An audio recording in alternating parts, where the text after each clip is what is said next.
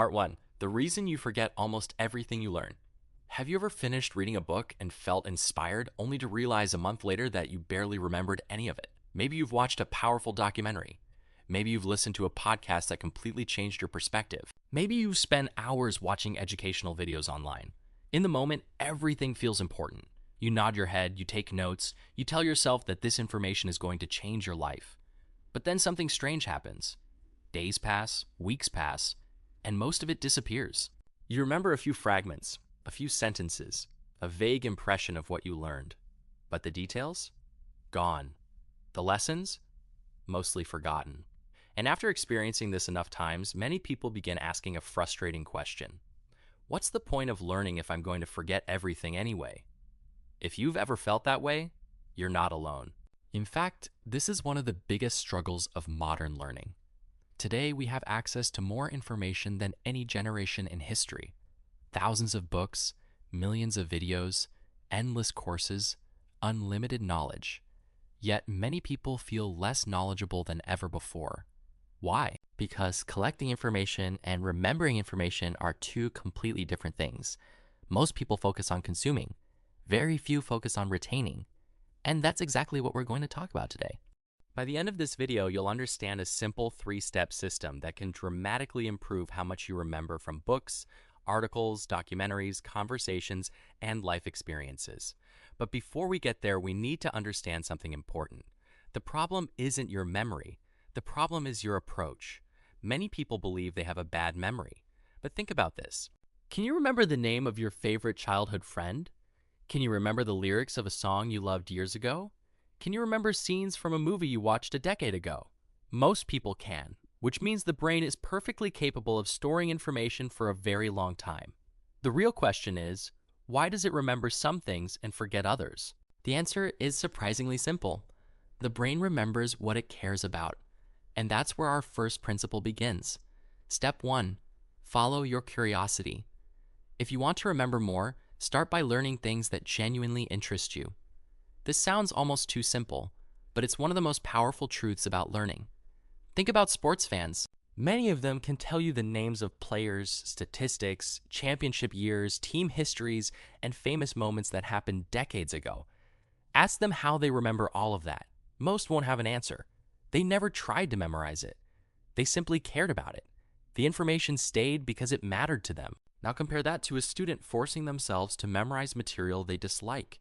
Hours of effort, flashcards, highlighting, repetition, and still forgetting most of it after the exam.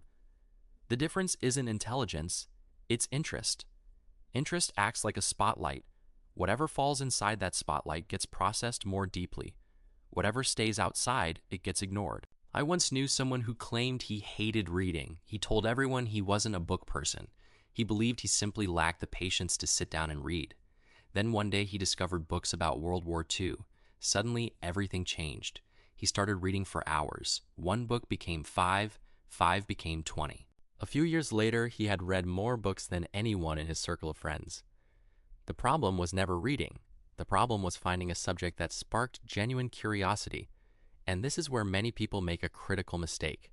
They try to learn what they think they should learn, instead of learning what naturally captures their attention.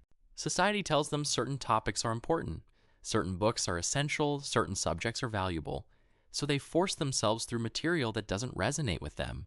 Then they wonder why nothing sticks. But learning doesn't work that way. Knowledge grows through engagement, not obligation. Let's imagine two people. One loves photography, the other loves travel.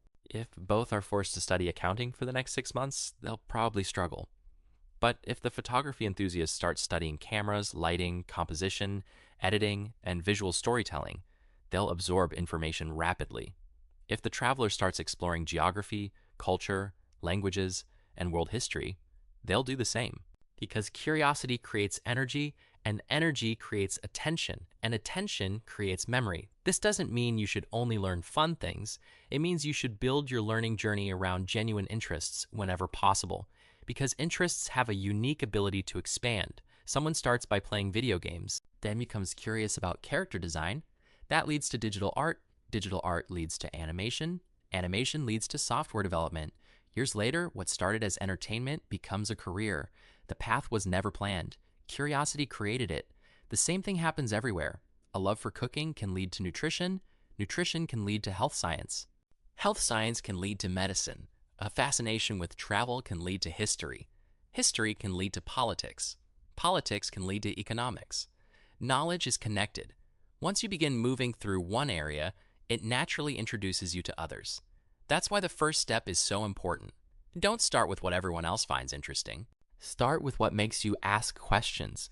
Start with what keeps you awake at night. Start with what makes you want to learn more. Because when curiosity leads the way, memory follows naturally. And once you've found something you genuinely care about, the next challenge isn't choosing what to learn. It's learning how to stay immersed in it long enough for that knowledge to become part of who you are. And that's exactly what we'll talk about next. Part 2. Why experts aren't smarter. They just stay longer. Now that we've talked about curiosity, let's move to the second step, because finding something you're interested in is only the beginning. The real challenge is staying with it long enough to gain depth, and this is where most people give up. We live in an age of endless distractions. Every day, we're surrounded by thousands of opportunities to switch our attention. A new video, a new article, a new trend, a new notification, a new piece of breaking news. Our minds are constantly being pulled in different directions. As a result, many people spend years learning but never become truly knowledgeable about anything. Not because they lack intelligence, but because they rarely stay in one place long enough. Imagine you're trying to dig a well. On Monday, you dig 3 feet. On Tuesday, you decide another spot looks better, so you move and dig 3 feet there. On Wednesday, change your mind again. After a month, you've dug dozens of holes, but none of them are deep enough to reach water. This is how many people approach learning. They jump from topic to topic. One week they're interested in investing, the next week they're learning photography, then psychology, then artificial intelligence, then fitness, then something else. There's nothing wrong with exploring different interests, but if you're constantly moving, you never give your knowledge a chance to grow roots. Depth requires time. Think about anyone you admire: an athlete, a musician, a scientist, a writer, a business leader. From the outside, they often appear naturally talented. People look at their success and assume they possess some special gift. But if you look closer, you'll usually find something else. Years of focused attention, years of staying committed to one field, years of showing up when nobody was watching. Take professional athletes as an example. Most people see the championships, the trophies, the highlights, the fame. What they don't see are the thousands of hours spent practicing basic skills, the same movements, the same drills, the same exercises, over and over again. What looks like talent is often repetition. The same principle applies to learning. Knowledge compounds just like money. When you first start learning a subject, progress feels slow. You read a book, you watch a video, you listen to a podcast, and it feels like you're only collecting random pieces of information. Nothing seems connected. Nothing feels significant. Many people quit during this stage, but something interesting happens when you stay with a subject long enough. The pieces begin connecting. Concepts that once seemed unrelated suddenly fit together. Patterns emerge. Your understanding becomes deeper. And eventually, what once felt complicated becomes obvious. This is why experts can often make decisions faster than beginners. They aren't necessarily thinking harder. They're seeing patterns that beginners can't yet recognize. A chess grandmaster doesn't evaluate every possible move. A seasoned doctor doesn't analyze every symptom from scratch. An experienced entrepreneur doesn't need years to spot certain opportunities. Their brains have built mental models through repeated exposure, and that's exactly what happens when you immerse yourself in a subject. I once heard a story about a young man who wanted to learn investing. Like many beginners, he started by watching videos online. Every day, he jumped from one strategy to another. One person said to buy stocks. Another said to trade options. Someone else recommended cryptocurrency. Another promoted real estate. After months of consuming content, he felt more confused than when he started. Eventually, he changed his approach. Instead of studying everything, he focused on one area. He spent months reading books written by successful investors. He studied company reports. He followed businesses he admired. He stopped chasing every new trend. And over time, things became clearer. Not because he discovered a secret, but because he finally gave his mind enough time to build understanding. The lesson is simple. Depth beats variety. Most people underestimate the power of consistency. They think success comes from dramatic effort, huge breakthroughs, massive action. But real progress often looks boring. Reading a few pages every day, watching one educational video and taking time to think about it, practicing a skill repeatedly, showing up even when motivation is low, small actions, repeated consistently, that's how expertise is built. Imagine two people. One studies a topic for 10 hours in a single day and then forgets about it for a month. The other studies for 30 minutes every day.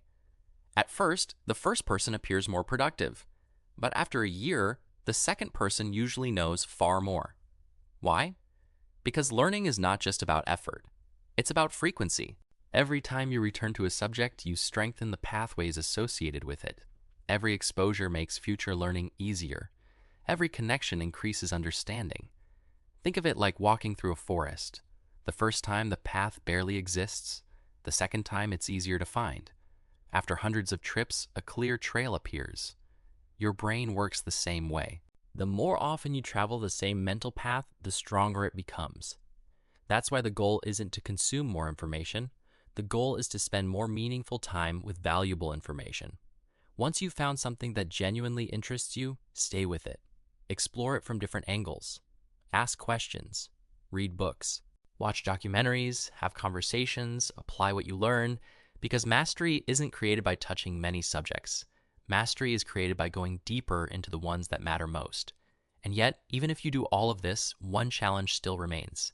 You can be curious, you can stay immersed, you can spend years learning, but if you don't use what you've learned, much of it will still disappear. Which brings us to the most important step of all, the step that determines whether knowledge stays with you for days or for decades. Part 3. The secret that makes knowledge stick. So far, we've talked about two important ideas. First, learn through curiosity. Second, stay immersed long enough to develop depth. But even if you do both of those things, there's still one major problem. You can read great books, you can watch educational videos, you can spend years studying a subject, and yet somehow much of what you learn still fades away. Why? Because learning is only half of the process. The other half is retrieval. In other words, remembering. Most people assume memory works like a storage box. You put information in, and later you take it out. But the brain doesn't work that way. In reality, memory is more like a path through a field. If nobody walks that path, it gradually disappears. The grass grows back. The trail fades. Eventually, it's as if the path never existed. Knowledge works the same way. Information that isn't used slowly becomes harder to access. Not because it's completely gone, but because the pathway leading to it becomes weaker. And this is where one simple habit can completely change how much you remember. Instead of constantly putting information into your brain, start taking information back out. Let me explain. Imagine you finish reading a chapter of a book. Most people immediately move to the next chapter, then the next one, and the next. They keep consuming. But what if you stopped for a moment? What if you closed the book and asked yourself a simple question? What was the most important thing I just learned? That's it. One question. No complicated system, no special software, no advanced techniques. Just one moment of reflection. At first, you might struggle to answer. That's normal. In fact, the struggle is exactly what makes it work. Because the moment your brain starts searching for the answer, it begins strengthening the memory. Psychologists sometimes refer to this as active recall. The act of retrieving information strengthens your ability to remember it in the future. Think about learning a person's name. When you first hear it, you often forget almost immediately. But if you repeat the name during the conversation, your chances of remembering increase dramatically. Why? Because retrieval strengthens memory. The same principle applies to everything else: books, podcasts, courses, conversations, life experiences. The more often you revisit information, the more durable it becomes. I once heard about a medical student who was overwhelmed by the amount of information he needed to learn. Every week brought new textbooks, new lectures, new terminology. At first, he tried reading everything multiple times, but he quickly realized it wasn't working. The information disappeared almost as fast as he learned it. Then he changed his strategy. Instead of rereading his notes, he started testing himself. After every study session, he would close his books and explain the material out loud as if he were teaching someone else. Whenever he got stuck, he would identify the gap and review only that section. Months later, his retention improved dramatically. Not because he studied more, because he remembered more. The difference was retrieval. And here's something fascinating. You don't need to remember everything. That's a mistake many people make. They believe successful learners somehow retain every detail. They don't. Most experts forget enormous amounts of information. What they remember are the key ideas, the patterns, the principles, the lessons that matter. Imagine reading a 300-page book. Years later, you probably won't remember every page, but you might remember 3 powerful insights, 3 ideas that changed how you think, 3 lessons that influenced your decisions. And sometimes that's enough to change the direction of your life. I remember reading a story about a football coach who struggled to earn the respect of his players. He had the title, he had authority, but the team wasn't fully buying into his leadership. Instead of demanding respect, he chose a different approach. He demonstrated competence. He worked alongside the players. He showed them he understood the game at a deep level. Gradually, trust developed. When I first heard that story, I could have forgotten it like countless others, but I didn't, because I spent time thinking about it. And eventually, I realized it contained a lesson far beyond sports. People don't follow titles. They follow credibility. They follow examples. That single insight stayed with me for years, not because the story was extraordinary, but because I reflected on it. That's the hidden power of recall. When you revisit an idea, it becomes part of your thinking.